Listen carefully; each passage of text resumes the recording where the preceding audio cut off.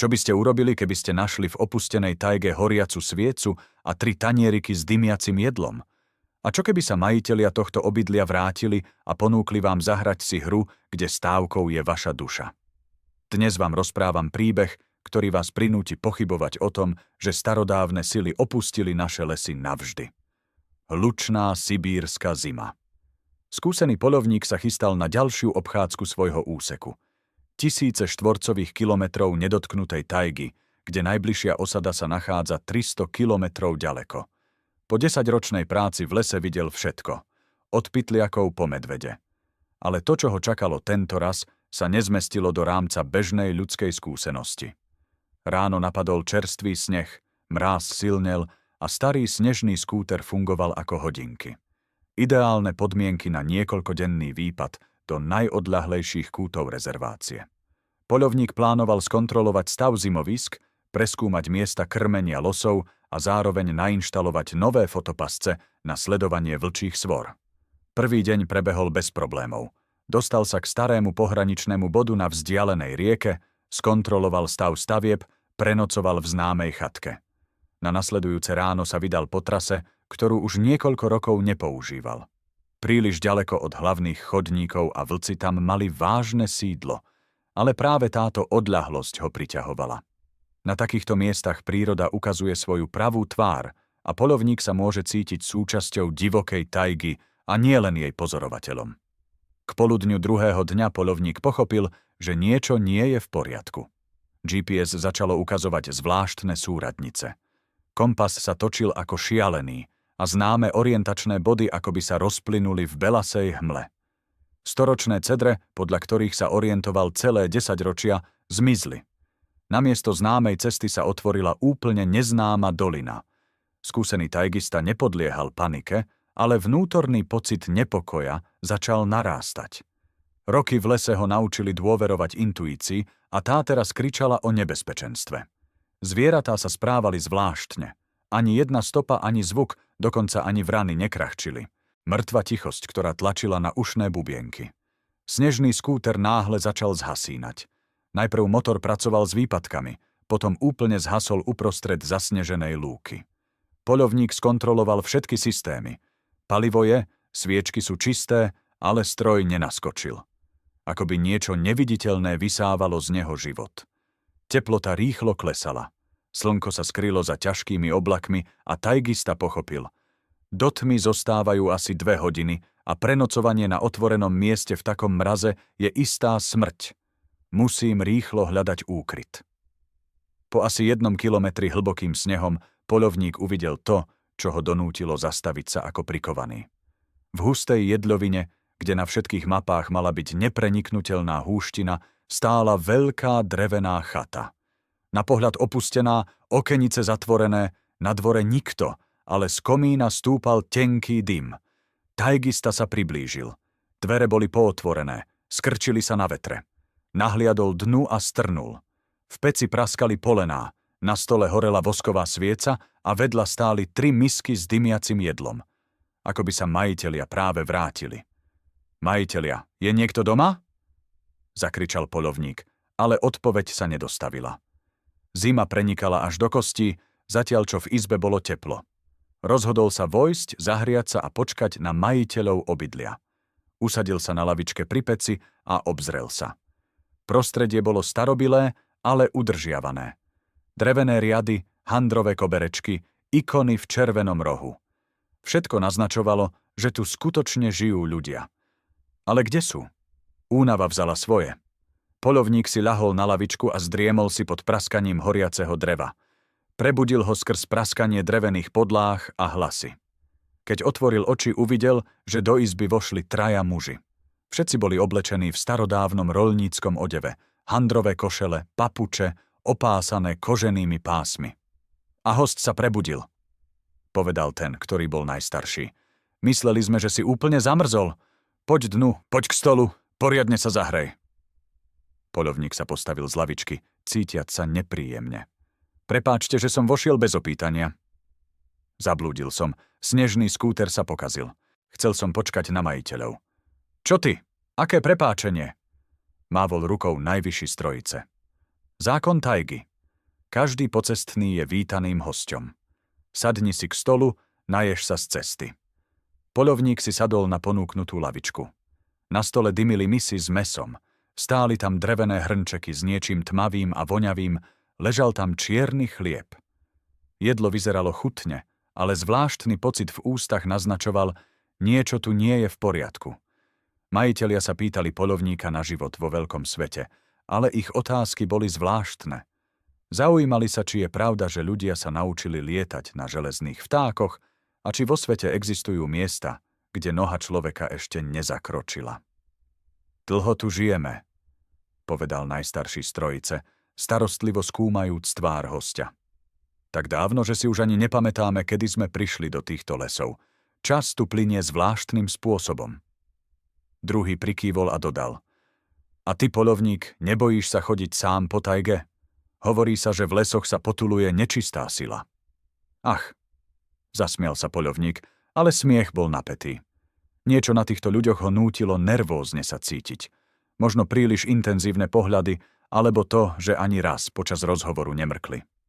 Vidíš, priateľ, začal najmladší z trojice. My tu nežijeme len tak, strážime niečo. Toto staré poslanie sme zdedili po našich predkoch. Vstal od stola a pristúpil k masívnej truhlici v rohu izby. Chceš vidieť, čo strážime? Bez čakania na odpoveď otvoril vek. Vo vnútri na červenom zamatovom povrchu ležali zlaté mince a šperky, drahokamy veľkosti kuracieho vajíčka, starobilé poháre a misky, bohatstvo, ktoré by mohlo kúpiť polovicu kraja. To je lup po banditoch, vysvetlil najstarší z majiteľov. Ešte od čias cárskeho Ruska tu leží a my ho strážime, ako nám bolo zverené. Významne sa pozrel na poľovníka. Ale už sme unavení, chceme na odpočinok. A rozmýšľame, možno nájdeme dôstojného človeka, ktorý nás nahradí. Druhý sa pridal. Nie je to ťažká úloha. Sedíš si v tajge, nikoho sa nedotýkaš, strážiš poklad a za to všetko je to tvoje. Môžeš si brať každý deň po hrste, aj tak ti nič neubudne. Poľovník pocítil, ako mu srdce začalo byť rýchlejšie. Takéto peniaze by vyriešili všetky jeho problémy. Pre dcéru by mu na štúdium stačilo, manželke by zaplatil liečbu a konečne by aj on mohol žiť ako človek. Ale skúsenosť mu hovorila, že zadarmo nič nie je, najmä v takom množstve. A čo na oplátku? Opýtal sa opatrne. Majitelia si vymenili pohľady a usmiali sa. Nič zvláštne, odvetil mladší z nich. Len si s nami zahraj jednu starú hru. Volá sa hľadač. My sa schováme v lese a ty hľadáš. Ak nájdeš aspoň jedného z nás pred polnocou, poklad je tvoj. Ak nás nenájdeš, zostaneš s nami navždy. Staneš sa strážcom. Jednoduchá hra na schovávačku. Poľovník si v duchu premietal. Chata je malá, les okolo síce hustý, ale pozná tajgu ako vlastnú matku. O to viac, že má lampu. A čo majú oni? Treba sa len nenechať oklamať nejakými trikmi. A čo ak odmietnem? Zaujímal sa tajga. Potom ťa pustíme, povedal hlavný. Tvoj snežný skúter sa naštartuje a cesta domov sa nájde sama. Ale ty si budeš na celý život pamätať na premrhanú príležitosť. Nie každému sa taká šanca naskytne. Chamtivosť zvíťazila nad opatrnosťou. Súhlasím, prikývol poľovník. Hneď ako tieto slová vyslovil, v chate sa zotmelo. Olejová lampa zhasla, oheň v peci sa premenil na studené uhlíky. A potom sa začalo niečo, na čo tajga nezabudne do konca svojich dní. Traja muži sa začali meniť priamo pred jeho očami.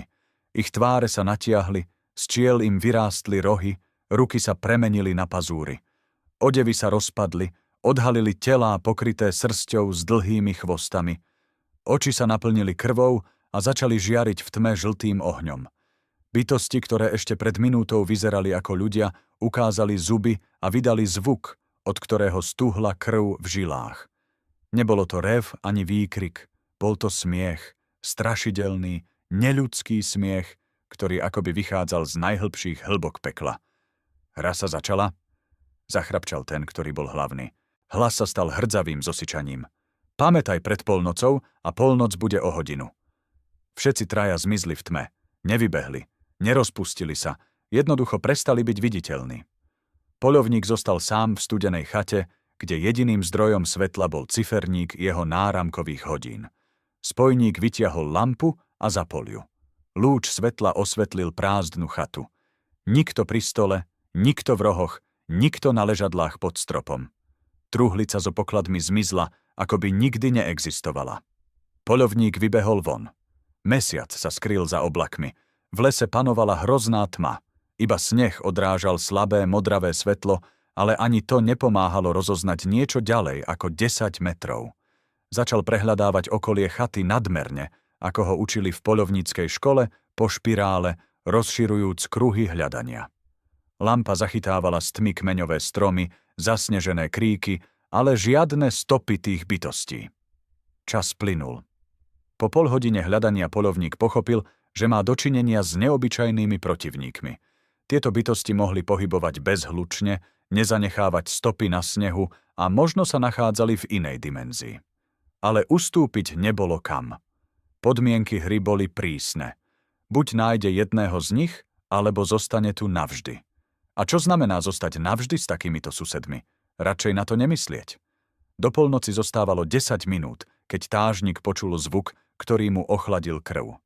Z hĺbky lesa sa ozval detský plač, tichý, žalostný, plný beznádeje.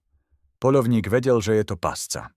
Deti v okruhu stoviek kilometrov nemohli byť, ale zvuk bol tak prirodzený, tak prenikavý, že ho nohy sami niesli smerom k plaču. Kráčal, prechádzajúc cez kríky, prekonávajúc popadané stromy. Plač sa zosilňoval, ale jeho zdroj zostával neuchopiteľný. Zdalo sa, že prichádza odvšade a nikde súčasne. Zrazu plač utíchnol. V nastalej tichu tážnik počul vlastné ťažké dýchanie a búšenie srdca a potom tichý šepot priamo za sebou.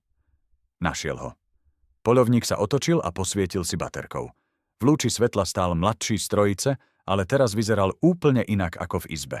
To bolo stvorenie z nočných môr s rohmi, pazúrmi a svietiacimi očami. Ale najhoršie bolo v jeho úsmeve, príliš širokom, s príliš ostrými zubami. Blahoželám, zareval démon. Vyhral si svoj poklad. Vytiahol ruku a v nej sa materializoval kožený vak, ťažký od zlata. Ale pamätaj, každá minca tu je nasiaknutá krvou. Každý kameň uchováva čiastočku niečej duše. Si pripravený niesť takýto ťarchu? Poľovník vzal vak. Zlato cinkalo vo vnútri, sľubujúc riešenie všetkých problémov. Ale ruky, ktoré sa dotýkali kože vaku, sa zdali mrazivé a v hlave sa ozval tichý sten hlasov tých, ktorí sa niekedy snažili získať tieto poklady. Čo s nimi? Spýtal sa kývnutím smerom k zvukom. Stali sa súčasťou pokladu. Takým sa staneš aj ty, ak sa pokúsiš minúť aspoň jednu mincu. Zlato je prekliaté. Poľovník. Neprináša šťastie, iba utrpenie. Stvorenie sa začalo rozpúšťať vo vzduchu. Voľba je na tebe. Môžeš si vziať bohatstvo a prekliť svoju rodinu na veky, alebo môžeš nechať vak tu a odísť s čistým svedomím. Cesta domov už čaká. Poľovník stál v tmavom lese, stískajúc v rukách vak so zlatom. V hlave sa mu premietali myšlienky o dcére, ktorá sníva o vyššom vzdelaní, o žene, ktorej je potrebná drahá operácia, o vlastnom biednom dôchodku. Ale hlasy z vaku zneli čoraz hlasnejšie. Rozlišoval slová. Prosby o pomoc, prekliatia, varovania. Ľudia, ktorí sa niekedy poddali pokušeniu, teraz prosili, aby sa ich chyba neopakovala. Tážnik uvoľnil prsty. Vak spadol do snehu so zvonením a hneď začal zapadať do zeme, ako by sneh pod ním roztál. O niekoľko sekúnd zostala na mieste pádu len čierna priekopa. V tom istom momente sa les okolo zmenil. Stromy sa odsunuli, odhaľujúc známu chodník. V diaľke zasvietili svetielka. To boli obrysové svetlá jeho snežného skútra. Technika sa naštartovala na prvýkrát. GPS pracovalo normálne a ihla kompasu dôveryhodne ukazovala na sever. O niekoľko hodín bol poľovník doma. Nikomu o svojom dobrodružstve nepovedal, ani žene, ani kolegom, ani priateľom. Kto by takejto histórii uveril? Aj on sám občas pochyboval, či sa mu to všetko len nezdalo v snežnej výchrici. No po týždni sa stala udalosť, ktorá mu to objasnila. Stretnutie s lesnými démonmi zanechalo stopu. Dcéra mu zavolala z univerzity s radosťou. Ponúkli jej bezplatnú stáž v prestížnej spoločnosti, ktorej plat pokrie všetky náklady na štúdium. Manželka dostala kvótu na bezplatnú operáciu v rámci federálneho programu a samotnému Taigovi sa ponúklo povýšenie so slušným prídavkom k platu. Akoby vyššie sily sa rozhodli odmeniť ho za správny výber, za to, že nepodľahol pokušeniu prekliatého zlata, že neodsúdil svoju rodinu na utrpenie kvôli okamžitému zisku. Ale to najzvláštnejšie sa začalo neskôr. Poľovník zistil, že po tej noci začal les cítiť inak. Dokázal predvídať správanie zvierat, nachádzať zablúdených turistov len na základe intuície, predpovedať zmeny počasia s jednodňovým predstihom, ako by ho tajga prijala medzi seba a odhalila mu časť svojich tajomstiev. Kolegovia sa na neho začali obracať o radu v ťažkých situáciách. Mladí poľovníci ho prosili, aby ich vzal za partnerov, aby sa naučili lesnej múdrosti. Tajgovník sa stal živou legendou medzi lesníkmi. Jediné, čo mu pripomínalo to stretnutie, boli zvláštne sny. Každú úplňkovú noc sa mu snívala opustená chata, horiaca sviečka a 3 postavy v tieni. No teraz ho už nelakali. Naopak, zdalo sa, že démoni mu s úctou kývajú, uznávajúc ho za dôstojného človeka, ktorý prešiel ich skúškou.